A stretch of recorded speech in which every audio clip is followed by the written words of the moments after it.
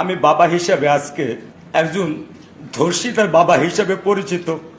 এটা দায়ভার কি আমি নেব, না সমাজ দেবে, না রাষ্ট্র নেবে? আমি জানতে চাই, আমি এটা জানতে চাই, এই দায়িত্ব কে নেবে? এই দায়িত্ব কি আমার অবহেলা, সমাজের অবহেলা, না রাষ্ট্রের অবহেলা?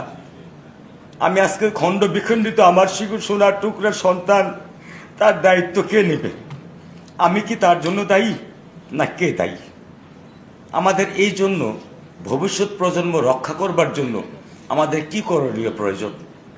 হয়তো বা আমার প্রতি আপনারা বিরক্ত হতে পারেন বা মনক্ষুণ্ণ হতে পারেন, আপনারা আলাপ করবেন, আলোচনা করবেন, সমস্যার সমাধান বের করবেন, কিন্তু সত্যিকারে কি কোনো সমস্যার সমাধান চলে আসবে?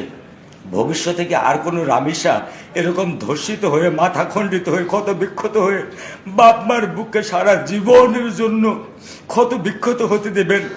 নাকি আপনারা সত্যিকার ভাবে এমন কোনো সিদ্ধান্ত নেবেন যে আর রামিসা হাতে ফুল নিয়ে রাস্তায় সে স্বাচ্ছন্দ্যে খেলে বেড়াবে, রাস্তায় খেলে বেড়াবে, বাবার হাত ধরে দৌড়ে বেড়াবে, মার বুকের মধ্যে মুখ লুকাবে, সে কোনো ভয় পাবে না?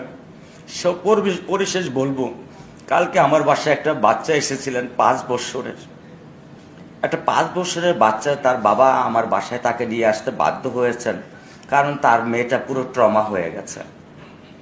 একটা 5 বছরের মেয়ে, সে ধর্ষণ শব্দটা বলতে শিখে গেছে, কিন্তু সে ধর্ষণ কি জিনিস তা তো জানার কথা না। তাহলে একটা 5 বছরের মেয়ে আমাকে জিজ্ঞেস করতেছে, আঙ্কেল এই দরজার ভিতরে কি রামিসা ধর্ষণ হয়েছে? আজকে তার মা তাকে ছাড়তে চায় না, আর সে তার মার আঁচল ছাড়া টয়লেটে যেতে পারে না। এ হচ্ছে আমাদের আজকে বাংলাদেশের বাচ্চাদের বর্তমান মনের অবস্থা। এই যদি আমরা বাবা মা, সমাজ, আমরা যারা বড় নীতি নির্ধারক, আমরা কি বাচ্চাদেরকে এটাই উপহার দিব?